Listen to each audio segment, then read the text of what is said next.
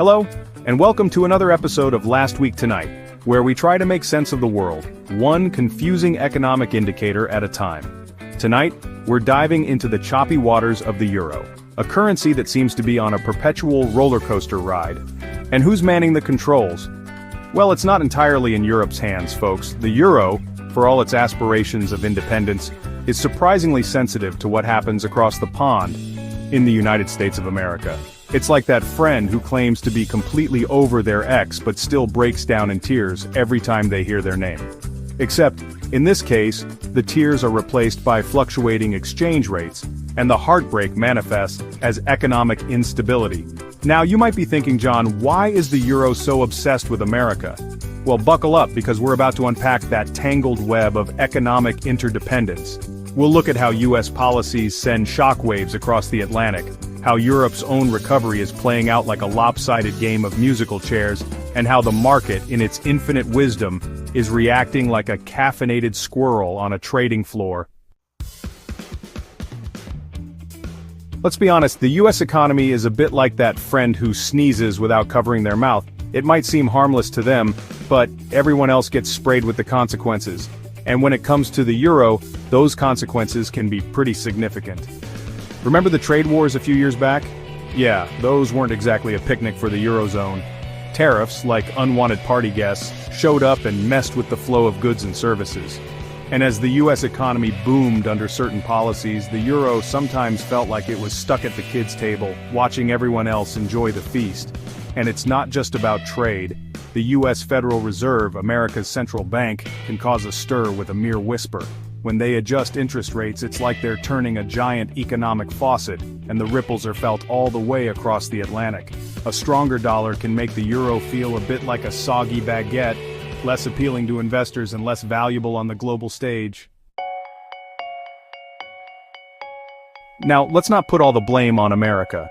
Europe has its own share of internal struggles, kind of like that family vacation, where everyone's arguing about where to eat. The Eurozone is made up of 20 countries, each with its own economic quirks and recovery pace. It's like trying to herd cats, except the cats are economies, and they all speak different languages. Some countries like Germany are sprinting ahead, while others like Italy are lagging behind. This uneven recovery creates tension and makes it difficult for the European Central Bank to implement policies that work for everyone. It's like trying to find a single temperature setting that pleases both a polar bear and a penguin. This economic disparity within the Eurozone can lead to political friction and even fuel calls for some countries to abandon the euro altogether. It's a reminder that economic integration is a bit like a marriage. It requires constant effort, compromise, and a willingness to work through the tough times.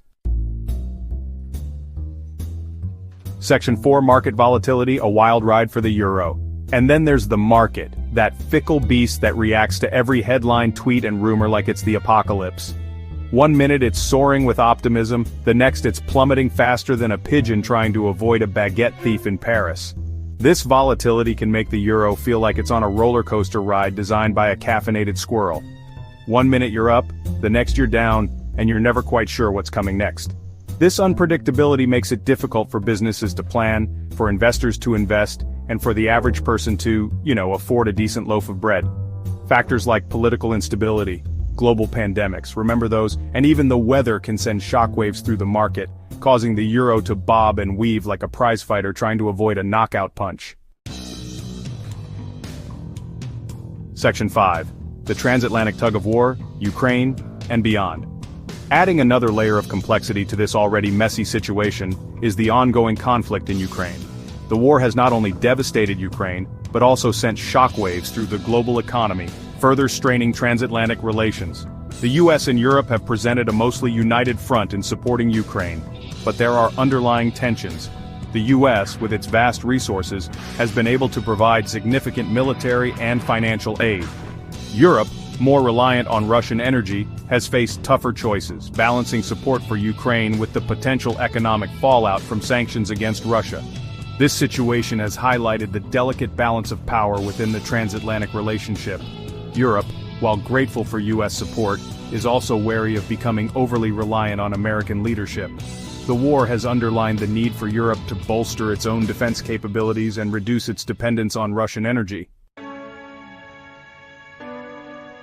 Section 6. The Euro's balancing act, challenges and opportunities. So, where does this leave the euro? Well, like a tightrope walker navigating a windy day, it's all about balance. The Eurozone needs to find a way to navigate the choppy waters of US policy, manage its own internal divisions, and adapt to a rapidly changing global landscape. This means strengthening economic ties within the Eurozone, promoting sustainable growth, and finding a united voice on the global stage. It also means addressing the underlying structural issues that make the euro vulnerable to external shocks. It's a tall order, but not an impossible one. The euro, despite its challenges, remains a powerful symbol of European integration and a major player in the global economy. Its success or failure will depend on the ability of European leaders to make tough choices, embrace reform, and chart a course towards a more resilient and prosperous future. Section 7. Conclusion: Navigating the uncertain waters. The euro's journey has been anything but smooth sailing. It's a currency caught in a complex web of global forces, buffeted by US policy, grappling with internal divisions, and riding the waves of market volatility. But amidst the challenges, there are also opportunities. The Eurozone has the potential to emerge from this period of uncertainty stronger and more united. It will require bold leadership, a commitment to reform, and a willingness to embrace change. As we navigate these uncertain waters, one thing is clear: the euro's fate is inextricably linked to the decisions made on both sides of the Atlantic. The future of the euro, like the roller coaster it's